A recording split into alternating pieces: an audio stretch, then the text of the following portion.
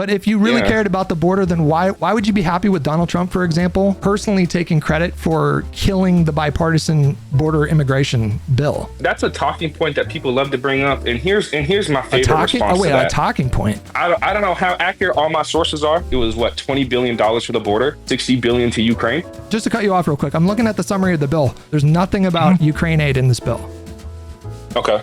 Yeah. So it is a talking point in this election that Medicare is not good. Do you agree with this policy proposal? Donald Trump recently proposed that Medicare cover in-home costs for like elderly people. Do you think that's a good policy? I would say so. So I just want to go back, because it wasn't Donald Trump that proposed having in-home care for elderly people covered by Medicare. That was Kamala Harris. Okay. And you agree that that's a good policy, right? I would agree. I would want my taxpayer dollars going there. Yeah. Great. Friends, if you have a second or two, click like, comment down below. I would really appreciate it. Thank you guys, and I hope you enjoy the video. Hello, are you there? Buongiorno? Yeah, I can hear you. All right, cool. Who was this again? Oh no, this is Creed, man, on Twitter. On Twitter. Okay, yeah. Yeah, you said you were gonna come in and educate me. What's up? Yeah, I mean, what topic do you want to go on? This is your show, so. I'm whatever you want to talk about is fine. I don't remember what we were arguing about in the first place.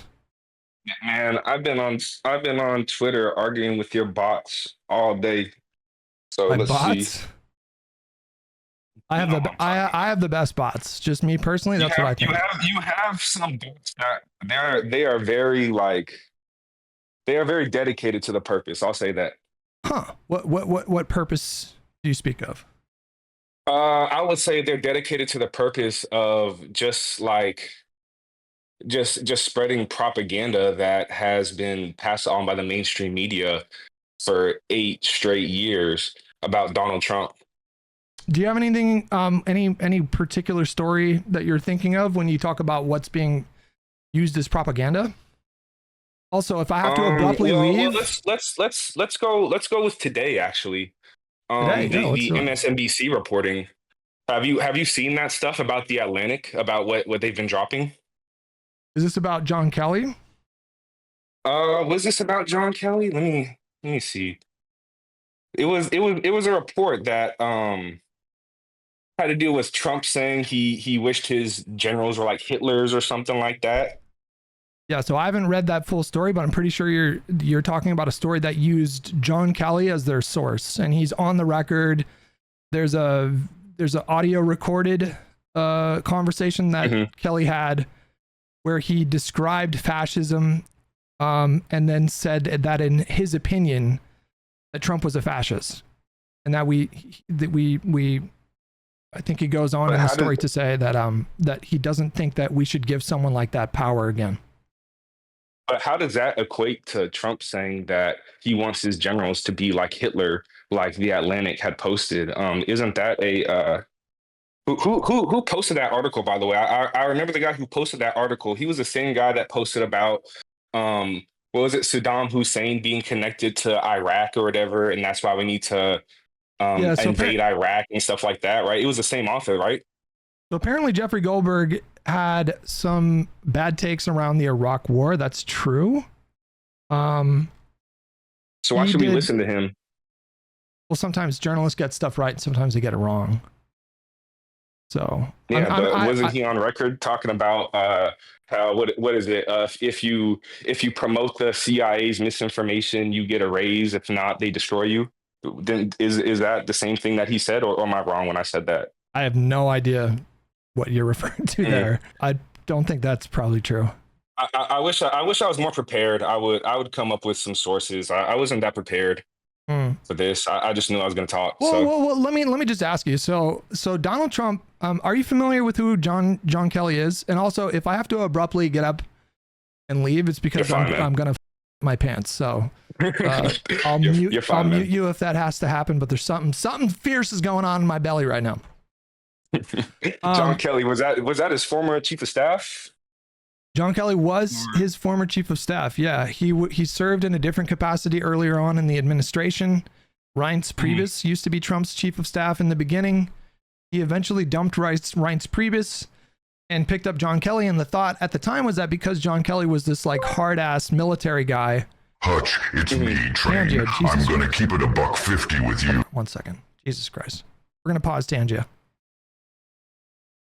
The thinking at the time was that he was going to replace Reince Priebus, who was this sort of like this kind of like establishment Republican type, with a military guy, so he could have a more so the idea was to introduce discipline into Trump's day-to-day, because Trump, the beginning like 6 months of his presidency, he was just permanently mired in scandal. I don't know if you remember those early days. I definitely remember that stuff. Yeah, for sure. Right. So he's also a retired Marine Corps general. He's a lifelong conservative, and he's a decorated war veteran in multiple theaters of war for the United States Marine Corps. And he came out and he said that, actually, I can pull up some of these quotes. I just want to get your reaction to it, see what you think. He said that in his opinion, Mr. Trump met the definition of a fascist, would govern like a dictator if allowed, and had no understanding of the Constitution or the concept of rule of law. He discussed and confirmed previous reports that Mr. Trump had made admiring statements about Hitler, had expressed contempt for disabled veterans, and had characterized those who died on the battlefield for the United States as losers and suckers, comments first reported in 2020 by The Atlantic. So again, this is John Kelly on the record saying that he heard Trump say these things. Okay. He goes on to say, and I think this issue of using the military to go after American citizens is one of those things I think is a very, very bad thing. Even to say it for political purposes to get elected, I think it's very, very bad thing, let alone actually doing it, Mr. Kelly said. Mr. Kelly said that Mr. Trump was repeatedly told, dating back to his first year in office, why he should not use the U.S. military against Americans and the limits on his authority to do so. Mr. Trump nevertheless continued while in office to push the issue and claim that he did have the authority to take such actions, Mr. Kelly said. Mr. Kelly said Mr. Trump lacked a fundamental... Now, this part is really key. I want you to listen to this part. Mr. Kelly said Mr. Trump lacked a fundamental understanding of basic American values and what being president is about. He's certainly the only president that has all but rejected what America is all about and what makes America America in terms of our Constitution, in terms of our values, the way we look at everything to include family and government. He's certainly the only president that I know of, certainly in my lifetime, that was like that. And here's the final thing. Trump told him Hitler did some good things. Mr. Kelly confirmed previous reports that on more than one occasion, Mr. Trump spoke positively of Hitler. He commented more than once that, quote, you know, Hitler did some good things too. Mr. Kelly said Mr. Trump told him. What are your just like general reactions to that? I think if you mind pulling it back up, go back to the third graphic shown, please. There you go. Is that the third? Okay, that's the third. That's the third.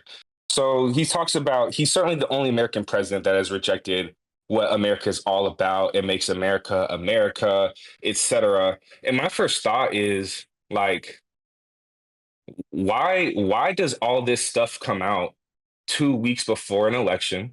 So I'm not gonna disagree that he's right or wrong. I'm not gonna sit here and speculate on that. Because at the end of the day, I don't agree with everything that Trump does.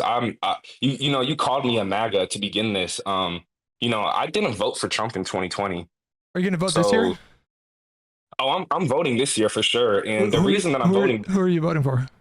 Oh, I mean, you know who I'm voting for, man. Come on now. Is it Trump? That's why I'm on here. Yeah, that's why I'm on. Yeah, I'm voting for Trump this year. So you're MAGA. And I'm not gonna say I'm MAGA because I feel like that's a pretty specific term to use for a specific group of people. Like those J6 people, that's what's defined as MAGA, right? Well, like would you consider an independent MAGA because I lean towards Trump instead of Kamala Harris? After witnessing everything that Trump did in the aftermath of the 2020 election, his brazen attempt to steal the election and his incitement of a mob on January 6th, if you watched all of that, and have decided that you want to vote for Trump again in 2024, I feel pretty comfortable calling you MAGA. Like, let's just tease it. Let's just tease it out then. If you had to make some criticisms of Trump, like what would be your big criticisms? Well, my biggest criticism for him would he needs to shut the up sometimes. Like he literally is not. He's not a politician. So when he sits here and talks for an hour during an interview, that shows a lot. You know, he doesn't word his answers in a way to not offend people and stuff like that. And I think that as a president, it's important to like maintain that representation of what a president should be, you know, like that to me seems like kind of like a superficial critique. You're talking about how he presents himself. I'm talking about like, yeah, during his time in office, what he actually did as president. Do you have any critiques, or were you largely happy with his time in office from 2017 to 2021? Well, you know, 2017 through 2021, you know, I'm gonna go on my Kamala Harris rant right here. You know, I was a middle class. You know, I was a delivery driver during that time. So during that 2017 through 2021 phase, I was able to really experience how the middle class was doing, because that's who you're delivering to when you're delivering food, right? You deliver to some rich people. You're not really delivering to poor people like that. So from that time period, I was able to like really see that economically things were affordable, right? I could go out there and buy a new car on my own while living on my own, right? Working as a delivery driver while going to college. You know, housing prices now are up 50% since he left office. That's not true. That's not true. Well, inflation. So was it not $380,000 the median price in 2021 versus $540K today?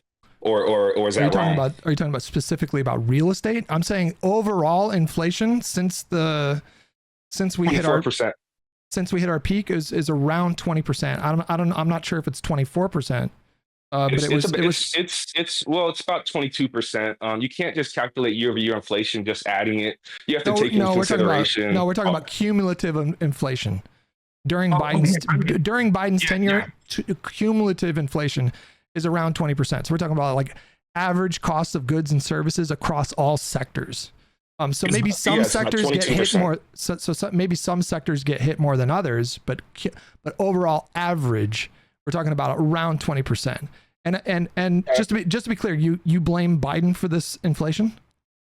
I'm not going to fully blame him for the inflation, but if you look at one of the things he passed, the Inflation Reduction Act, that was a bill that actually increased inflation as well. That's not true. I know it's labeled the Inflation Reduction Act, you can look it up. Inflation has been going up. We will. Hold on. We will.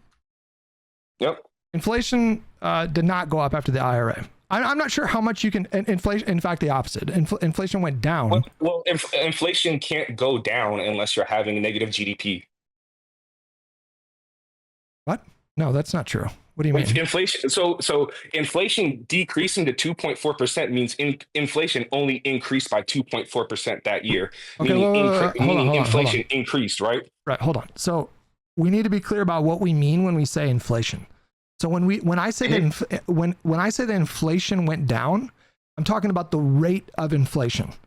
Hold on, real quick. A normal level, in fact, the target level of inflation that the Fed sets for United States is 2%. I'm not qualified to tell you why 2% is healthy for inflation, but this is what all the smarter people who study economics say. Like anything lower than that has negative consequences for the economy. So when I say that inflation went down, I'm saying that from its peak and we can just look up the numbers. It looks like it peaked in June of 2022. 9%. About 9.1%. That's right. Right here. Yep. And from that point, it has gone down steadily since that point. So for now, about 2 years and 3 months, it went from 9.1% to now 2.4%, which is basically what the Fed was targeting when they were raising those interest rates during higher. Inflation. It's higher than what they were targeting, but yeah, I agree. I believe the Fed this Fed targeted 2.5%. I could be wrong. I think it was 2.2. I think it was 2.2. Okay, well, we're splitting hairs. At this point, we have officially arrived at what you might call the soft landing. Like you understand, you understand that. Just first, I just want to ask you one more question. You understand that the United States economy is literally the envy of the world, right? Like, Of course, it's been that way. Can you no? But in terms of COVID recovery, can you name me a single developed country that recovered from COVID, the economic burden of COVID, what it did to their economies? Can you name me a single country that did better than the United States?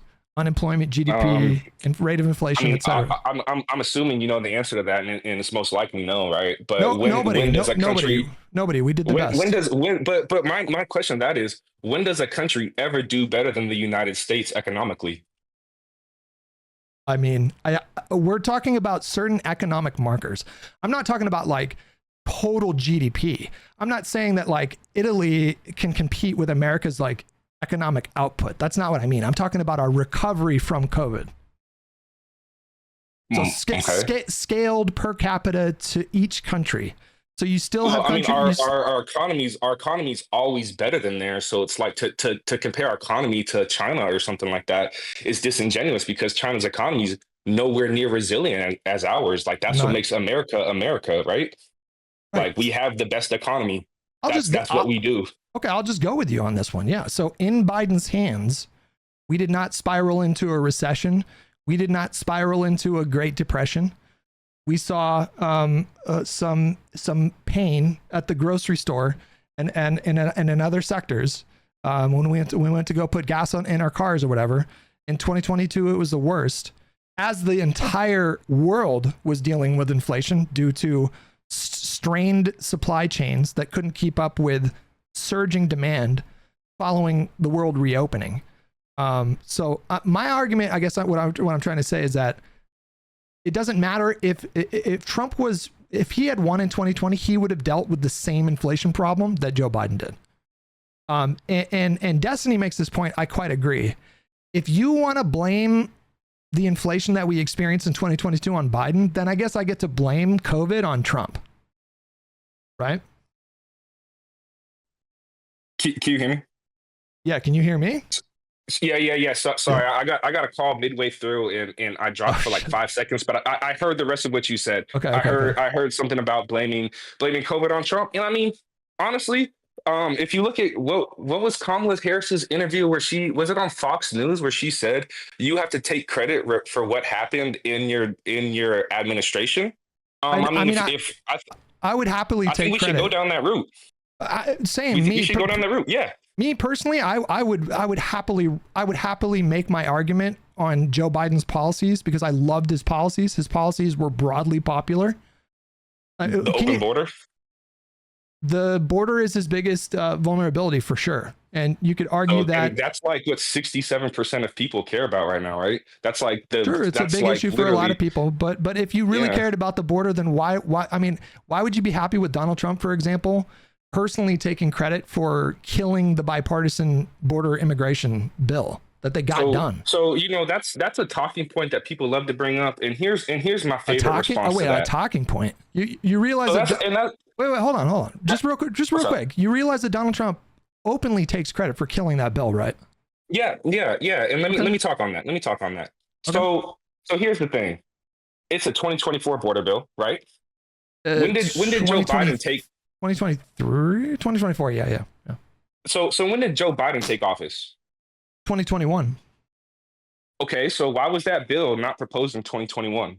He did propose an immigration bill in 2021. The Congress didn't pass it. What was the details of it though? Like, is it spending money, giving it to Ukraine in 2021? What was in that bill in 2021?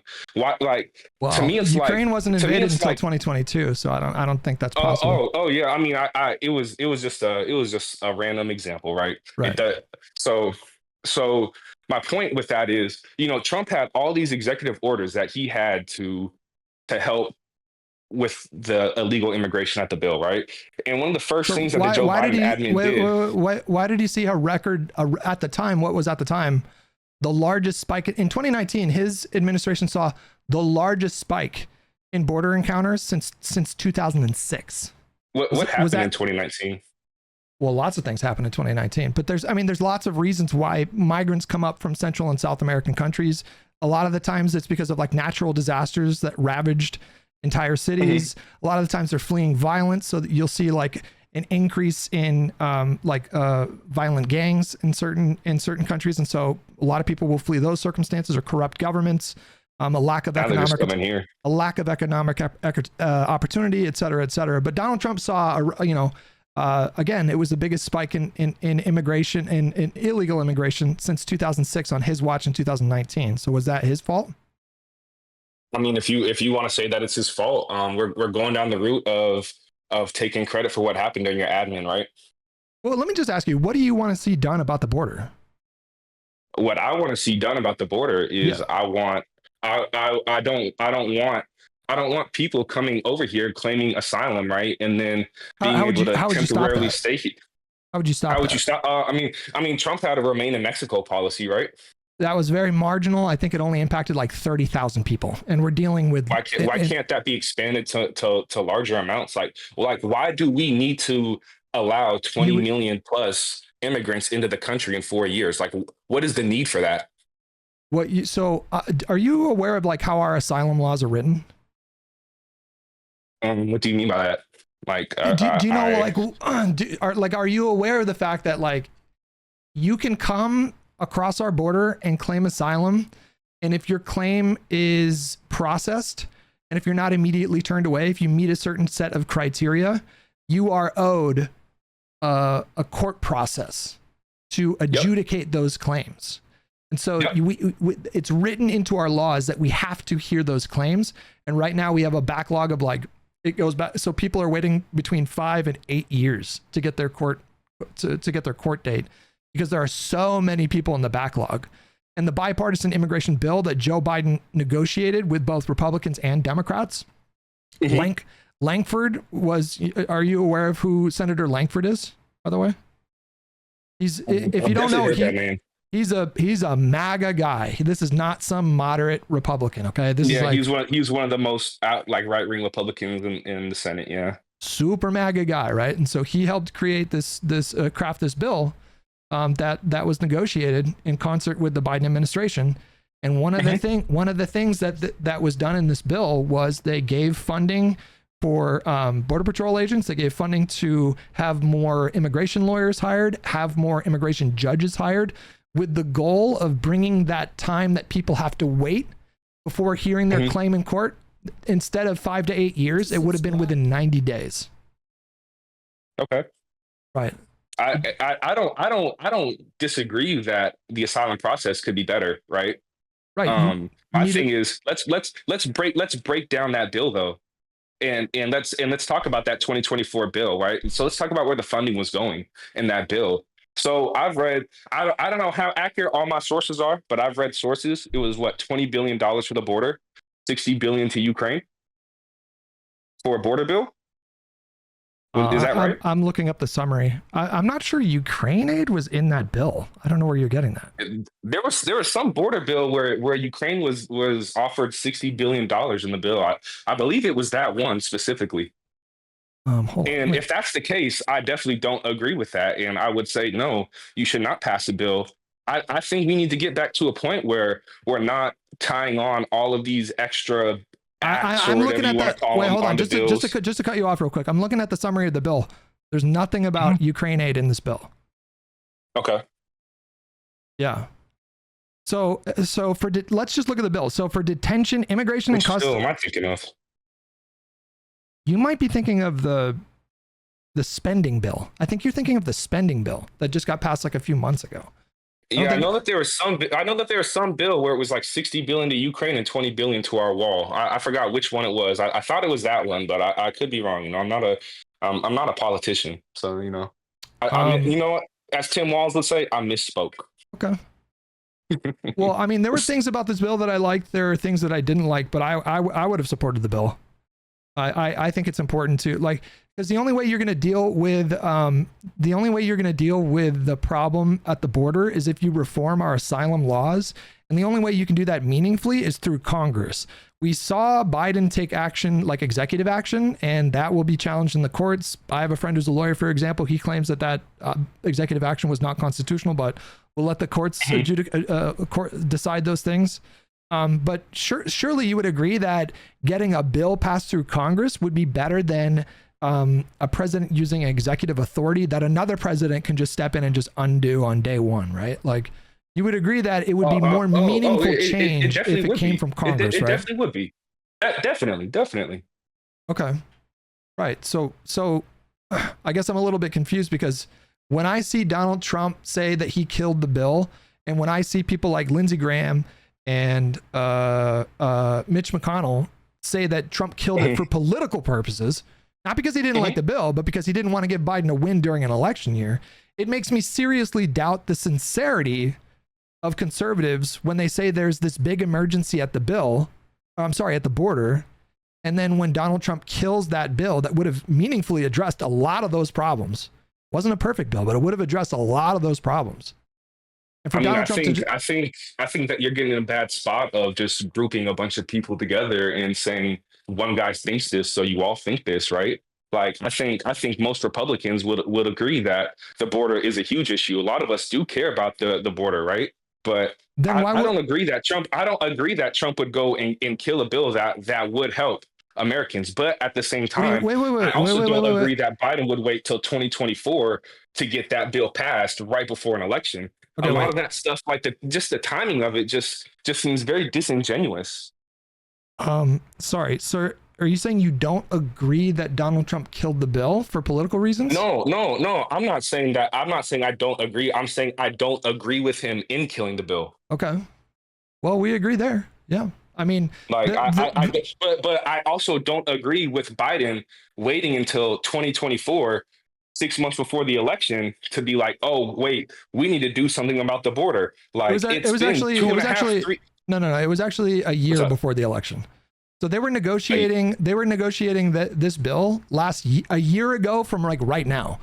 I think the process played out over like 3 or 4 months, and then Trump blew up after they were done crafting the bill. After months of negotiating the bill, back in like January or February of this year, Donald Trump picked up the phone, called senators, and said, "If you vote for this and give Joe Biden a win, I will declare war on you and end your political career." Surely you would agree that that's like a really bad thing, right?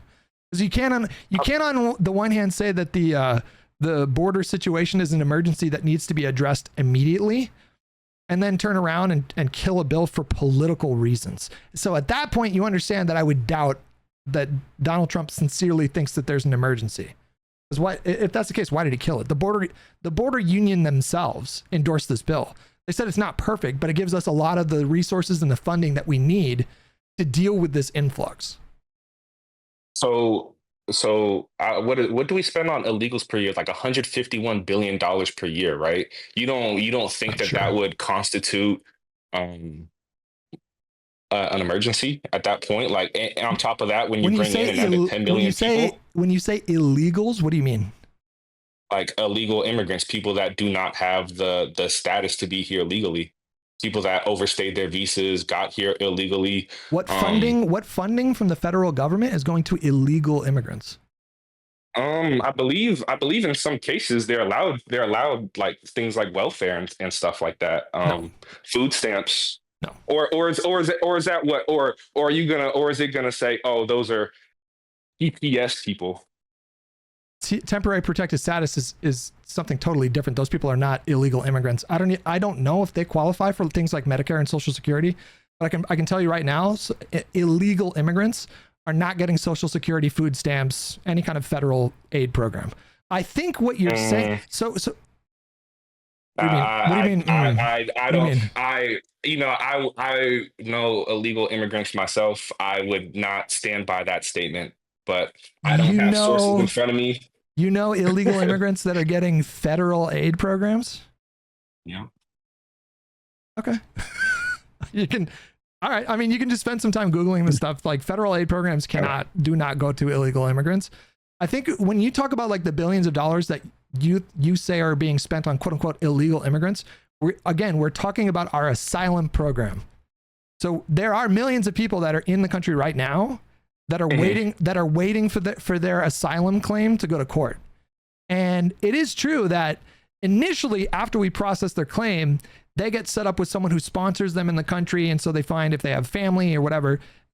So like, let's say you show up in Texas and then you go through the process of having your claim heard and then all of a sudden it's put into the system.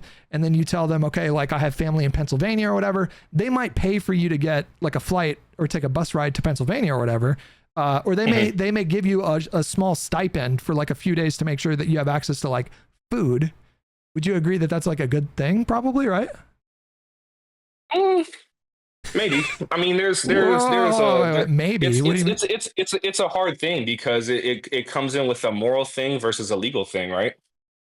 Wouldn't you say that it is moral to make sure that people have like food in the short term while they're traveling? Well, I mean, if that's the case, like, why are we just not giving all of our money to Africa and helping starving children in Africa or something like that, right? Like that's a moral thing to do.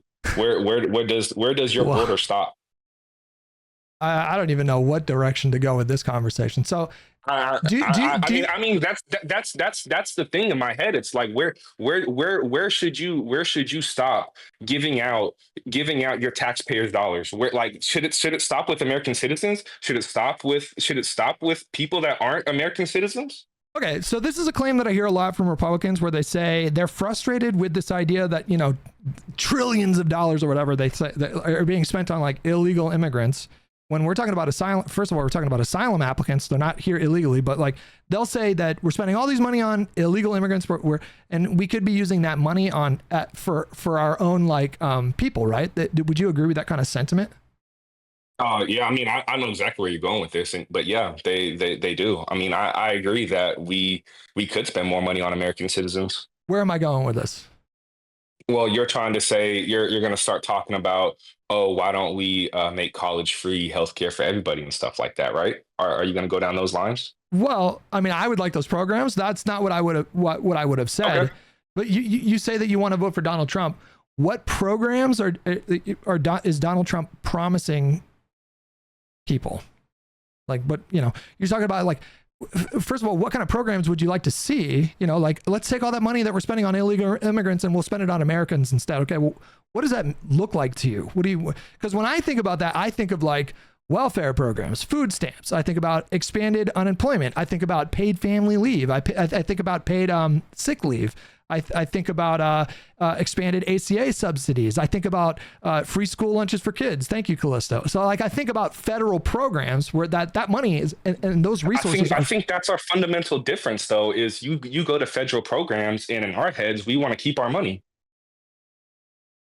I think that's the biggest difference, right? Like instead of taxing us at an effective tax rate of 24% for me, why not tax me at 18% and spend less money federally? Okay. What programs would you like to cut, just out of curiosity? I mean, personally, that's a good one. Because this is the one that Republicans, they run into this problem. And it's really tricky for them because politically, not really. Because it is. So here, let me explain. Let's go with this. Let me explain. I'll let you explain. It's a little tricky for them because it is wildly unpopular to propose. Are you aware? Like, what are the two biggest spending programs that we have in our federal budget? Do you know what they are? Probably our defense budget. No, it's Social Security and Medicare. And so how much we spend?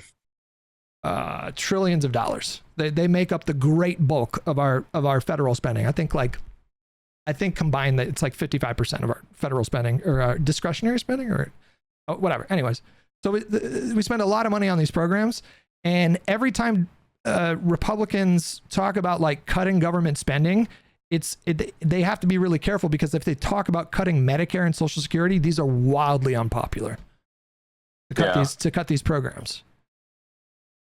I think right, so. Well, my first thought when I thought this was when you asked me that question was my first thought went instantly to the Department of Education. And I know what the stigma around that is going to say. I know what the chat is going to say. But look at what happened when the Department of Education took over. What has our test scores done since they took over? Have they gone up or have they gone down?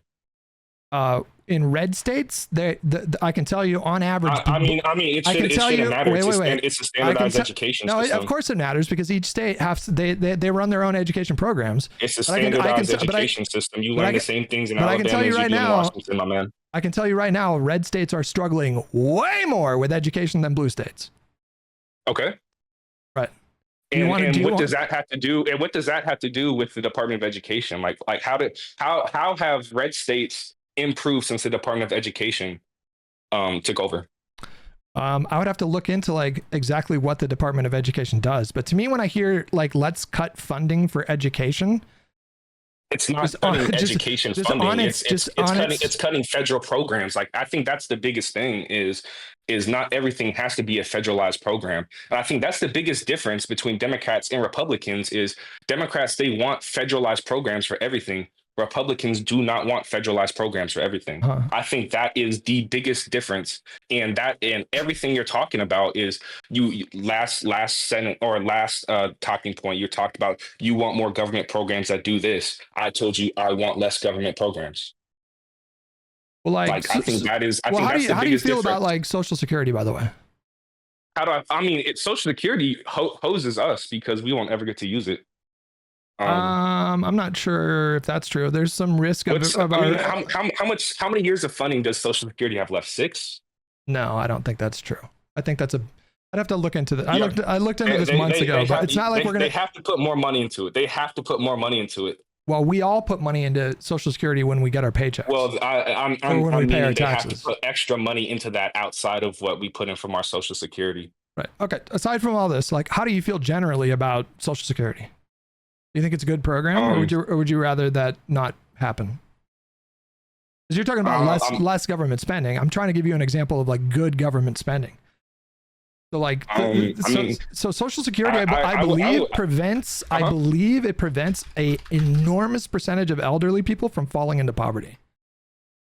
Because they don't know how to invest their money, or is it strictly because they never made enough money to begin with, or what? Sure. We'll say both of those things and many other things. Let me get the exact figure for you. I love your chat right now, man. Like, this is exactly how your Twitter looks, by the way. Like, it's so funny. It's like people go in there with like a different point of view. Oh my gosh, he's stupid. Oh my gosh, this and that. And it's just like, do people not realize that you can disagree with someone and still respect them? Like, I think that's the biggest thing. You know, people are in this chat calling me stupid, but it's like most of the people that call me stupid barely passed high school themselves. Yeah, I'm with you, man. Chat. So Social Security benefits prevent 38.7% of elderly people from falling into poverty. Would you agree that that's a good thing? I would. Okay. I mean, so what about another program like Medicare? You know what Medicare is? Once you're above 65 years old, you're enrolled in a government program. You still pay out of pocket sometimes, but Medicare covers a lot of like I had a family member. Medicare is actually one of the worst programs in the United States because you pay so much out of pocket that you cannot afford your like what? Hold on. That is terrible. Let me stop you right there. I have someone in my direct family that was recently diagnosed with breast cancer. She had to have a surgery done. They removed the tumors, and it was I believe total it was like around like $65,000 in medical procedures. Expensive. Medicare covered all of it. She didn't have to pay a dime. Covered all of it. Okay. So that is a case where Medicare has worked. Are there cases where Medicare hasn't worked? Why? So if Medicare is such a good program right now, it depends on what your critique of Medicare. Sorry, go ahead. So my biggest concern is if you're talking about how Medicare has benefited you, but it's obviously been terrible for millions of Americans. If one of the biggest things is Donald Trump talks about concepts of a plan when he wants to override that, right? When he wants to fix it. Well, like it is a talking point in this election that Medicare is not good today. Medicare program is and has historically been popular. Polling over the last few decades has shown strong support for Medicare, with 80% in favor of the program and only 15% with negative opinions. With negative opinions, or Yes. or don't support the program at all. I think there's a big difference on that. Regardless, Medicare is wildly popular. It's like, I think only like the postal office. I think the concept of Medicare is extremely popular, not but just the has it concept. done a good job? Has it done a good job? Well, why?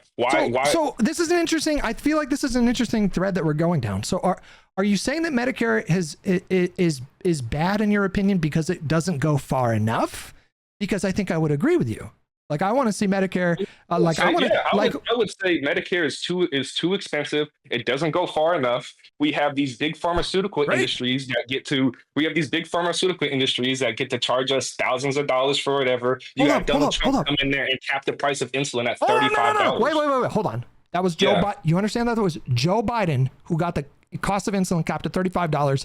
It was Donald Trump that did that. No, Joe he did Biden not. Made it longer. He did not. No. So that didn't happen under Donald Trump. Listen to me. I want you to pull up your computer. I want you to look up, fact check. Did Donald Trump cap the price of insulin at $15 an hour? He did it in a very limited sense through executive order, and it was through a voluntary program. Joe Biden codified it. And I think there are like 4 tiers of Medicare recipients, A, B, C, and D or whatever. Donald Trump only capped it for $35 for one of those tiers. And it was done on a voluntary basis. It wasn't like compulsory that these companies cap the price of insulin at $35. It produced positive results. Some companies did cap the cost of insulin. Joe Biden codified it in the Inflation Reduction Act. It was codified. So Joe Biden. He went way further. He expanded on his policies, right? Sure, you can say that.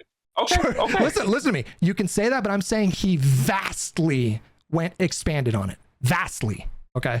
And if you're talking about Medicare not going far enough for Americans, dude, I agree. Do you agree with this policy proposal? Donald Trump recently proposed that Medicare cover in-home costs for like elderly people. Do you think that's a good policy? Medicare covers so like if you're like an old person, you're sick, and someone comes into your home to help take care of you, Donald Trump proposed having that covered by Medicare. Do you think that's a good policy? I would say so. I think the Democrats, when it comes to healthcare, they lead Republicans vastly on healthcare. This is why my original sentence when I came in here saying you call me a MAGA, it's so crazy because I've literally been an independent person my entire life. I agree with so many things that the Democrats have to do. It's literally just you guys promoted Joe Biden and said he wasn't senile when he was, clearly, and now you're saying, Kamala Harris, she's that person. Like, no, we're not voting for her. So I just want to go back, because it wasn't Donald Trump that proposed having in-home care for elderly people covered by Medicare. That was Kamala Harris. Okay. And you agree that that's a good policy, right? I would agree. I would want my taxpayer dollars going there. Yeah. Great. So there's some policy agreements there. I mean, me personally, I would like to see an NHS type system. Are you familiar with the NHS system in the UK? They have a system that they all pay into with taxes, and government provides subsidized healthcare for everybody. If you break your arm and you go to the hospital, you don't get a bill. They just fix you up and you go home. I would personally I would prefer that system. Just make sure that everybody's covered. I don't know, because I like my private healthcare. They don't ban private. They don't ban. You can get supplemental insurance if you want to, but in the UK, but the government covers those expenses. But you brought up Joe Biden being senile. I just want to say, like, his debate performance aside, because I think we can all agree that was a historically bad debate performance, and it was concerning. I just want to know, if Joe Biden is senile, how come he was able to get so much more legislation done than Donald Trump, and he did it with smaller majorities in Congress? He had a 50-50 Senate to work with in the Senate, and he had about an 8 or a 9 seat majority in the House. So we're talking, he needs perfect. So he was able to do all that and not fix the border at all?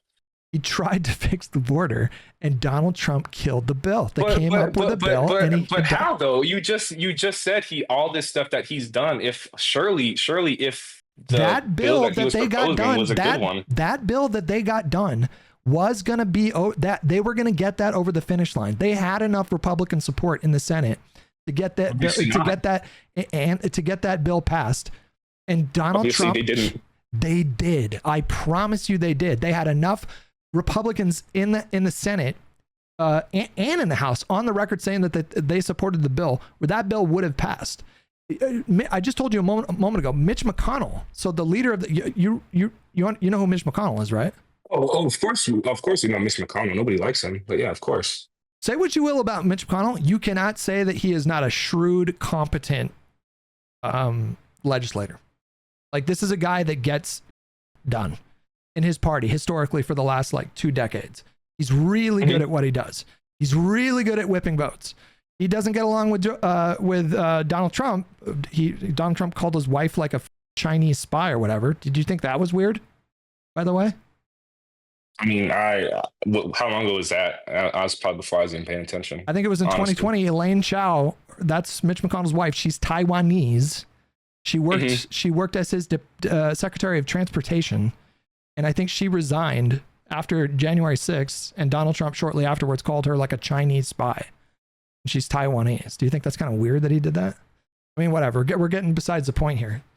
Yeah. You're saying, why didn't Joe Biden get this thing done? He did get it done, and Donald Trump killed it for political reasons. He didn't kill it because he didn't like the bill. So at the end of the day, you could say it didn't get done. Sure, but Donald Trump took credit for killing that bill. Okay. I mean, that's fine. Like he didn't get it done. Donald Trump's gonna get it done. So I think that's a big takeaway from right here.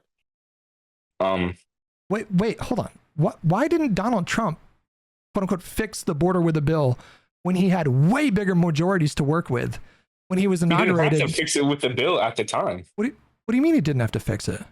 Because you didn't have 30 million people trying to get into your country. You weren't advertising 30 million people to come to your country and for you to take care of them.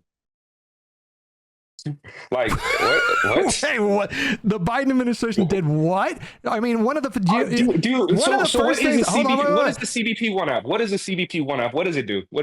The CBP One app, as far as I understand, it's an app that they use again to streamline the process for asylum seekers. Okay. Right. Yeah. You said that they were advertising for 30 million people to come to the country and then get whatever they want. That is literally. Do you remember? What is the? Wait, hold on. What is it? 20 million? Wait, hold on. Do you remember when Kamala Harris went to Guatemala within like 4 months of Joe Biden being inaugurated? Do you remember her doing that? Well, yeah, she was going down there to be the border czar, right, and see what the border needed, right? She went down there to announce a $200 million aid package to Guatemala, and she stood on a podium and said, "Do not come, do not come." And you're saying that the Biden, she said don't to Netanyahu or whatever, right? Or who, what was that? She said don't.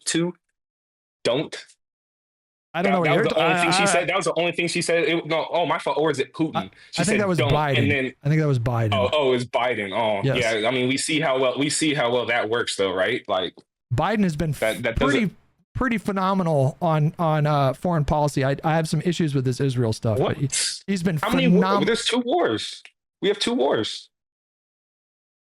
We don't have 2 wars. You understand that, right? We are not at war right now.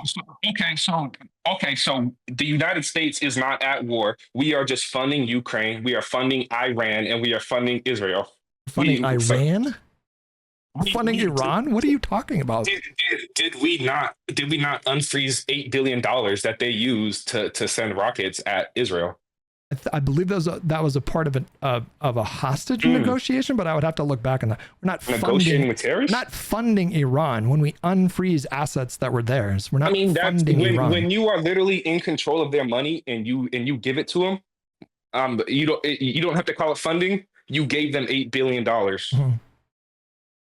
Okay. So basically, we have a situation in the Middle East right now where we have American tax dollars being used against American assets. And you think Donald Trump is going to stop that aid to Israel? I think there wouldn't have been a war to begin with if Donald Trump were in office, as I we think saw from actually, 2017 through 2020. I think it's the opposite. I think the reason we saw war break out was because of Donald Trump, because of the Why is that? because of the Abraham Accords, because the Palestinians saw their plight, disappearing from the global discourse, and a group like Hamas felt, and I'm not co-signing anything they did or saying it was justified, but the reason why Palestinians felt so desperate was because Donald Trump took steps to normalize relations with all of these neighboring Arab countries, basically through blackmail. Like Netanyahu, for example, was openly talking about his intention to annex a third of the West Bank, and Qatar stepped up and said, "Listen, we'll normalize relations with you if you don't do that." But the Abraham Accords gave nothing to the Palestinians. Donald Trump was the first president in history to break with United States foreign policy that was to advocate for a two-state solution. So every president before him, it was the United States official foreign policy to try to negotiate for a two-state solution. So they, Clinton tried to do it in the 90s. That was fraught. Bush tried to do it in the early 2000s. That was fraught. Obama tried to do that in the 2010s. That was fraught. But it goes back way longer than that. Decades of presidents trying to get this done, trying to get the Palestinians their own state. And Donald Trump stepped in and said, "Nah, I'm not even going to worry about that." And instead, he offered them $400 billion in investment, which they took as a joke. You're not going to be able to buy a group like Hamas. You're not going to be able to get them to stand down. So and then he moved the embassy to Jerusalem, which was highly provocative, which provoked the Great March of Return in 2019, which was a huge international incident, and he just inflamed tensions in that region. This idea that this war wouldn't have happened if he was president, I think, is silly. But I mean, it's literally just going back. It's based on our history, right? Like, we had 4 years of Trump with no wars.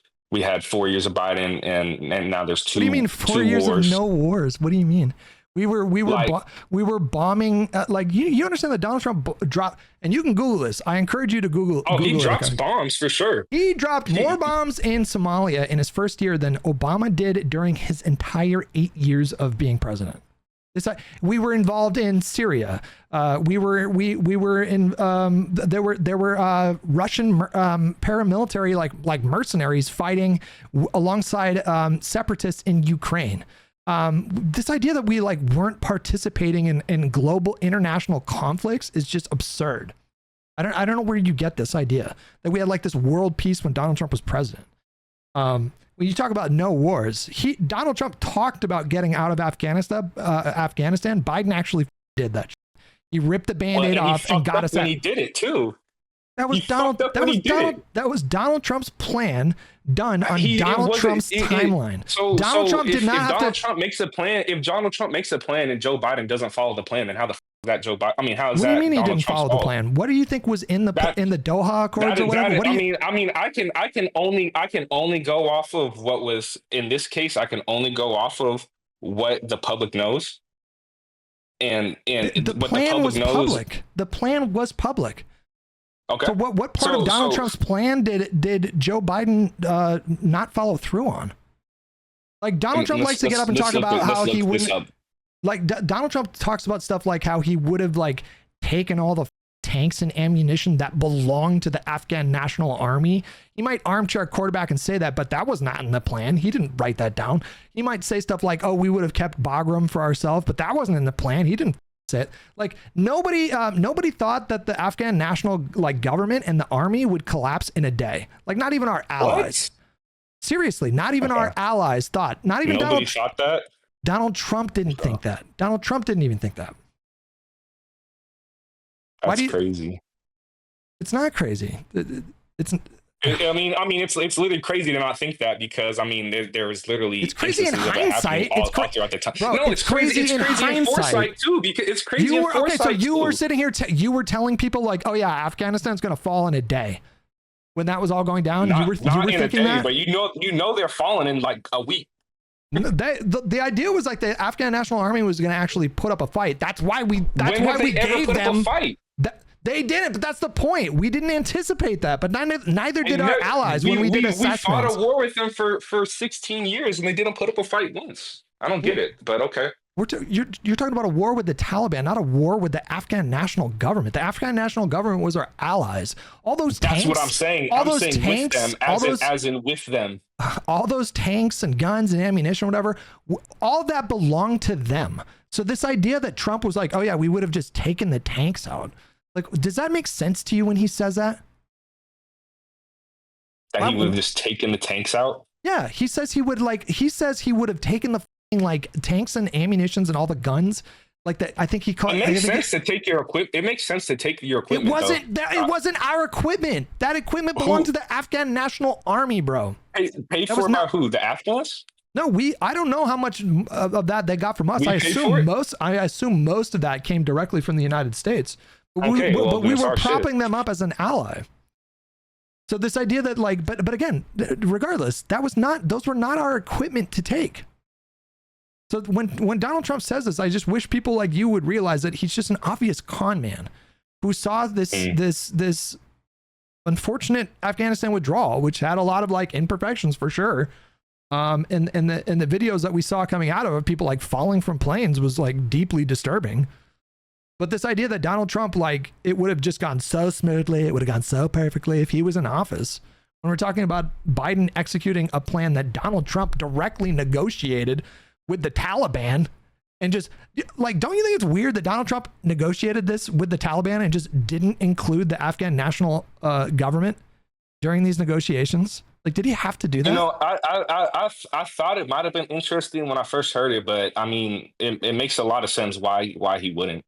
Why he would just have his own negotiations. Why would you directly negotiate it with the Taliban and not why would like you negotiate with the people that are trying to kill your soldiers when you're trying to have an easy withdrawal without people dying?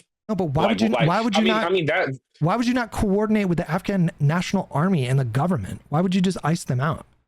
Like, yeah, why would you free 5,000 Taliban fighters? Why would you do that? Why would you just agree to do that? I mean, that was part of their negotiations, was it not? Like do you agree with that? Do you think that was a good thing to do? Biden admin just gave $8 billion to Iran for the same reason, right? I don't know where you're getting the 8 billion number with Iran. I don't know where you're getting that. Oh, yeah. Oh, anyways.